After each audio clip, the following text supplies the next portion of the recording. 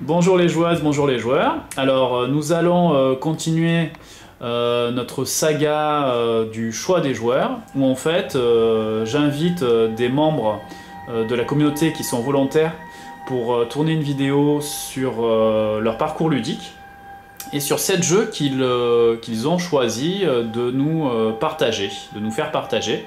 Et aujourd'hui on a Damien. Bonjour Damien.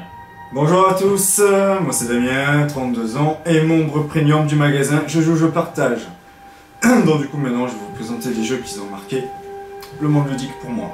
Alors... Tout a commencé avec ce fameux jeu. Ah oui, Risk. Bon ça c'est une version des années 70. De ma jeunesse. Donc ça c'est un jeu qui m'a marqué parce que quand t'es petit, tu regardes la télé, il y avait les pubs. C'était le grand jeu de la conquête stratégique, du coup après pendant mon adolescence j'ai énormément joué à ce jeu. Moi aussi. Même s'il y a beaucoup de hasard, à l'heure d'aujourd'hui on propose une partie, j'y jouerai. Et c'est là on voit que ça s'est dégradé quand même sur la consommation de masse entre guillemets, parce que les pubs qu'il y a à la télé concernant les jeux de société, on est vraiment très inférieur à ce que tu nous présentes là. Ouais c'est fini, il n'y a plus de pub de Risk à la télé. Ouais. Il n'y a plus les leurs CD, dommage. Mais j'y rejouerai toujours aussi bien ce jeu. Ensuite, ce qui m'a bien marqué, parce qu'il faut rester dans le côté un peu Ameritrash, Runeroise. Bon là c'est du plus lourd là. Là c'est du plus lourd. Un jeu de FFG qui fait partie de l'univers de Runeband, donc de Terrenote. Un jeu de 4X, où j'ai énormément joué à ce jeu, franchement c'est... Je pense que c'est le 4X que j'ai le plus joué dans ma carrière ludique en ce moment. Ça c'est la seconde version, mais moi j'avais la première version qui était sur une grande boîte effet cercueil avec les petites montagnes en 3D. Très bon jeu, j'ai énormément joué, c'était un très bon plaisir. Et dans ton parcours ludique du coup, il y a un petit peu un lien entre Risk et Renoir. C'est le côté conquête, le côté... ça c'est plus une évolution parce que c'est plus du 4-4, donc tu vas conquérir, tu vas exploiter, tu vas exterminer, tu vas... Je me rappelle plus du 4ème X, mais voilà, c'est vraiment toujours dans le même côté un peu américain où tu as vraiment du hasard pour se combattre, tu joues avec des cartes que tu joues en même et que tu vas piocher aussi aléatoirement. Mais c'est la base des jeux où tu avais quand même déjà des petites figurines dedans. Ok, super. Donc déjà un premier contact avec les figurines. La figurine. Tout en restant dans le côté Ameritrash, ce qui m'a bien marqué, le trône de fer. Le trône de fer. Toujours des univers forts quand même, hein.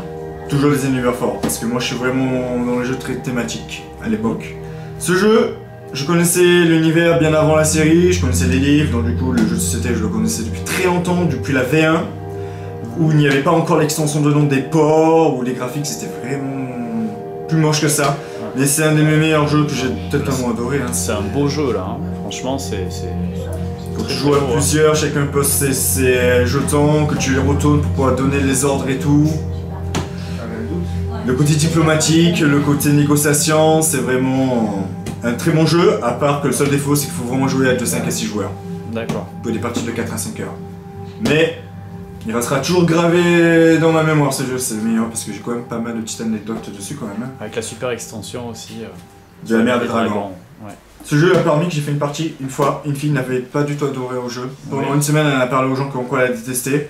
C'était la semaine où je l'ai menée au Festival international des jeux de Cannes. Et après cette journée-là, elle m'a plus jamais parlé, elle m'a même envoyé chier. Juste à cause de ce jeu. Après les jeux diplomatiques. Ouais c'est vrai qu'il y a ce côté diplomatie, ouais des fois il y a... En passant, humain, ça fait des drôles de... Pour passer de l'Ameritrash à un autre type de jeu, il a eu un petit passage dans ma vie qui a fait que je suis passé à Seven Wonders. Ouais. Seven Wonders, c'est le méga grand jeu qui a quand même marqué cette décennie. Hein. Ah oui, oui. Un jeu de draft où on construit sa civilisation, où le thème est quand même bien présent. Hein. La civilisation, on la ressent bien dans chaque type de bâtiment qu'on joue, que ce soit les bleus, les jaunes, les verts. Un jeu que j'ai énormément joué, surtout au format 6, 7, 8 joueurs grâce aux extensions. Leaders et Cities, c'est vraiment ce qui fait le jeu, la profondeur de ce jeu en fait. Hein. Ce qui est un des rares jeux à 7 qui rallonge pas la durée quoi. Voilà, même à 8 ça rallonge pas, c'est tellement fluide, c'est impressionnant, c'est vraiment le jeu qui a marqué la décennie, qui m'a marqué à moi. Hein, et qui continue à bien fonctionner. Hein. Qui fonctionne toujours, il y a toujours une dernière extension que je n'ai pas jouée parce que moi je reste vraiment sur Leaders et Cities. Voilà. Ouais, et Armada c'est génial aussi, on testera un jour à la boutique. Mais ce jeu voilà, c'est obligé qu'il soit dans ma ludothèque et qui fait partie de vrais coups de cœur. Et que des bons souvenirs là. Ah là, c'est vrai, là j'ai eu aucun problème avec aucune personne. Ok, super. Mais ce jeu, ça m'a permis de faire une transition vraiment entre l'Améritrash à l'Eurogame. Ok. Ah, Agricola. Agricola. Au début, j'avais une petite hésitation entre Kailus ou Agricola. Mais j'ai choisi Agricola parce que c'est vraiment le premier jeu de cube en bois que je me suis lancé. Ah. Avec les fameux petits meeples en forme d'animaux, qui sont super mignons. Eh oui. Non, en plus, c'est vraiment un jeu que, au début, on dit ouais, le thème, c'est une ferme, c'est pas très intéressant. Effectivement, en mode standard, tu joues sans cartes. Et après, quand tu prends du niveau, tu vas commencer à jouer avec des cartes, ça va être beaucoup plus compliqué, c'est vraiment profond. À un point quand même qu'il y a quand même eu des championnats du monde. Et il y a le deck du championnat du monde qui existe à la vente. Oh, c'est énorme. Eh ouais. Mais c'est ce jeu-là qui m'a fait quitter l'Améritrash pour jouer à des jeux où il y avait moins de hasard, où tu commences vraiment à faire de la collecte de ressources, pour faire de la gestion en fait, des jeux vraiment type à la demande. Mais c'est bien justement, dans ta sélection de jeux, on voit l'évolution du joueur, de son adolescence à sa vie d'adulte. C'est pour ça que j'ai vraiment choisi avant de partir de l'adolescence à l'Améritrash et à l'Eurogame. Même si après dans l'Eurogame il y a énormément de jeux, j'ai préféré prendre le premier lequel j'ai joué. Ouais, c'est bien. Même si dedans, je n'arrive pas à le maîtriser, j'arrive toujours pas à le maîtriser, il est vraiment compliqué à maîtriser si on veut être vraiment fort à ce jeu. D'accord. Donc en fait, il y a une courbe d'apprentissage qui est vraiment bonne dans ce jeu Agricola. Et après, pour le 6ème, c'est plus particulier. C'est un jeu aussi que je connaissais depuis très longtemps, mais je présente Vampire The Eternal Struggle. Oh, avec l'accent. Ah, ça va rappeler des souvenirs à pas mal de joueurs, ça. Pourquoi ce jeu, je le classe ici? Je le classe parce que je le connaissais depuis très longtemps quand c'était en version originale. Je connaissais le jeu quand il était chez White Wolf, l'ancien éditeur, donc ceux qui détiennent les droits du jeu Vampire la Mascarade. J'ai jamais joué au début parce que c'était un VO et la VO me bloquait énormément. Mais j'ai toujours suivi l'évolution du jeu, les sorties de cartes, le fait que les fans ont repris le jeu pour créer leur propre maison d'édition, pour éditer enfin maintenant les autres extensions sans PDF et la nouvelle et la prochaine édition, la 5ème qui sortira directement en carte. Et depuis février maintenant c'est disponible en français. Et donc pour moi ce jeu c'est peut-être le meilleur jeu de cartes deck building à construire soi-même, multijoueur. Ok, parfait, ben on va découvrir ça. Pour jouer en multi, c'est vraiment le meilleur parce qu'on se fait des tables à 4 et à 5, il y a vraiment le côté discussion, diplomatique. Si tu fais une action, est-ce que j'ai fait une bonne action? Peut-être que l'autre va me dire que c'était mauvais, mais est-ce que je dois vraiment l'écouter? C'est vraiment le jeu multijoueur que je conseille vraiment maintenant pour les gens qui aiment bien le deck building. Okay, et ça vient quand même du papa de Magic, donc de Richard Garfield. Coucou Richard. Coucou Parce que Richard. Richard regarde évidemment toutes nos vidéos. Hein. Voilà, le fameux créateur de Robo Rally. Ouais. Et pour le dernier jeu, c'est totalement beaucoup plus moderne. J'ai choisi It's a Wonderful World. C'est bien ça. Le jeu que je n'arrive toujours pas à prononcer. Tu vois, je l'ai fait pour toi. Voilà, le IAWW. Donc ce jeu, je l'ai sélectionné parce que c'était assez compliqué. Ça se tournait entre soit Terraforming Mars, soit Underwater the City, ou celui-là.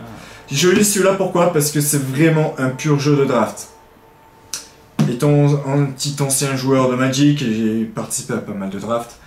Ce jeu-là est vraiment perfectionné pour le draft, pas comme Seven Wonders. Donc beaucoup de gens le comparent avec Seven Wonders parce que on va drafter des cartes, on va construire une civilisation. Il y a des affinités entre eux quand même. Voilà. Mais le truc c'est que le thème déjà il est totalement plaqué quand tu vas construire ta civilisation. Tu vas pas la ressentir. Mais c'est un vrai jeu de draft. C'est-à-dire que chaque joueur tu dois analyser ce qu'il a drafté. Tu vas regarder chaque table pour savoir qu'est-ce que tu vas contre-drafter. Sur quelle couleur tu vas t'orienter, tout, c'est vraiment un art. Le draft c'est un art, moi je le dis, si les gens ne sont pas de mon avis, c'est pas grave. Mais pour moi c'est un art. Ah, bah après c'est le principe des jeux de société, c'est chacun a des avis divers sur différents jeux. Mais si tu es très fort en draft, très fort en analyse, tu vas pouvoir le faire. Parce qu'après c'est un jeu où on va créer son propre moteur de ressources pour pouvoir reconstruire d'autres cartes et faire toujours, ça tourne toujours en rang. Mais c'est vraiment pour moi un jeu où il faut vraiment se focaliser sur le draft. Et ça permet au moins de vraiment comprendre après d'autres systèmes de draft dans d'autres jeux. Si on sait bien maîtriser. Ouais, puis ça, c'est Biblicité comme jeu, il y a un gros succès, hein, il marche bien. Gros succès, il a gagné le Trick Track d'or, malheureusement il n'a pas gagné l'As d'or du mode expert. Le mettre en avant. Mais ce qui est sympa, justement, je souligne ça parce que Kickstarter, souvent, c'est un milieu un peu indépendant. Et justement, la volonté de l'éditeur de It's a Wonderful World, c'est de en faire profiter en boutique pour cette notion de transmission que je vous évoque à chacune de mes vidéos. Mais voilà, pas d'opposition entre Kickstarter et les boutiques physiques. It's a Wonderful World, il y a un suivi sur les deux réseaux. Et ça, c'est super pour le grand public et pour démocratiser le jeu de société. Voilà, bah écoute, franchement Damien, tu as fait une belle sélection, bien en adéquation avec cette notion de parcours ludique. Si vous souhaitez essayer ces jeux-là avec Damien et d'autres membres de notre communauté, n'hésitez pas à passer à la boutique Je Joue, Je Partage à La Peine sur Yvonne. On sera ravis de vous accueillir. Je vous dis à très bientôt et bon jeu à tous. Juste une petite aparté, très bientôt il y aura une partie de risque qui va se lancer parce que cette boîte-là, on me l'avait prêtée, la version de 1970. La personne n'avait jamais vraiment joué à ce jeu, donc du coup je vais la former à risque. Ah bah voilà, donc on va revoir nos classiques, bah c'est super, du coup un jeu qui est plus édité peut continuer à vivre, bah c'est cool. Merci encore Damien, à très bientôt. Merci à toi et merci à vous.